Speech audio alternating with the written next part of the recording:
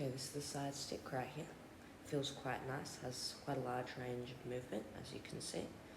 Still have to hook up the autopilot disconnect button, I should say. This is the throttle here. It also feels quite nice. Has everything you'd expect from an Airbus throttle.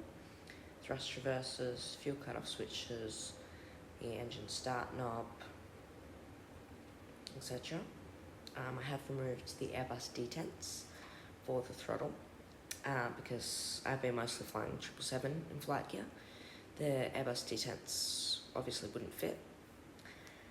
But yeah, it's pretty cool. All you need to do is download some drivers, which are very easy to download from thrustmaster.com, and then you need to plug the USB into your computer.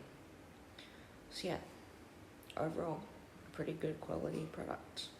See, there's the USB cords. But yeah, I would recommend. Anyway, I'm going to be flying this tonight on stream at around 6 p.m. Australian time, and I hope to see you there. See ya!